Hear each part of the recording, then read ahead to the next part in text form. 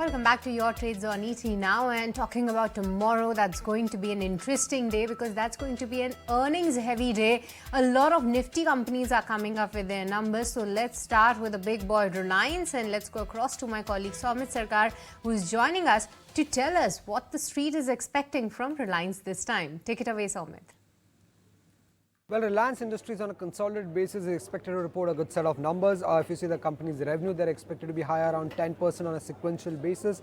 The EBITDA is expected to increase by around 6% while net profit is expected to be higher by around 11%. Now, if you see segmental wise, it is the gas exploration segment that will lead the growth with around 23% sequential growth when it comes to the gas exploration segment EBITDA number. When it comes to the retail segment, the revenues and EBITDA are expected to be higher by around 5 to 6%, while the O2C segment EBITDA is expected to increase by around 5% on a sequential basis. Now, the growth in the O2C segment would be purely coming in from the refining segment because it was the GRM strength that would lead to a higher growth. However, on the negative side, if you see petrochemical margins were on the weaker side, while there was also maintenance shutdown, because of which there would be some negative impact on the O2C business. When it comes to the gas exploration business, that would see a 23% growth purely on the back of higher gas production and higher gas prices on a sequential basis, while the retail segment growth would be purely on the back of higher footfalls and store expansion that the company had done in the second quarter of FY24.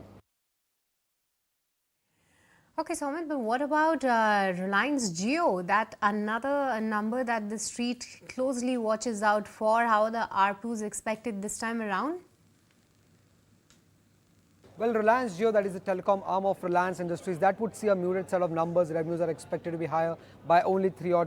EBITDA is expected to be higher by 3.5%, while net profit would also report similar kind of growth on a sequential basis in the second quarter. ARPU number is expected to grow by around 1%, while subscriber base, now here we are seeing a growth for the 6th consecutive quarter, and the subscriber number in the second quarter is expected to come in at around 45.7 crore subscribers. Now, whatever growth that we are seeing on revenue and EBITDA front would be purely on the back of higher subscribers and sequentially higher ARPU. Now, sequentially higher ARPUs are expected to increase on improving subscriber mix and rising broadband subscribers on its total network. Apart from that, the key things to watch out for from Reliance Jio and Reliance Industries earning would be their margin outlook when it comes to refinery and the petrochemical business, the capital expenditure that they are planning towards the new energy business, what is the roadmap of the new energy business, and when it comes to the telecom business, it is the ARPU trajectory, what is the commentary, when are they planning to take a tariff hike, how has been the response when it comes to the Jio Bharat going forward, and what are the capital expenditure and 5G monetization plans going forward.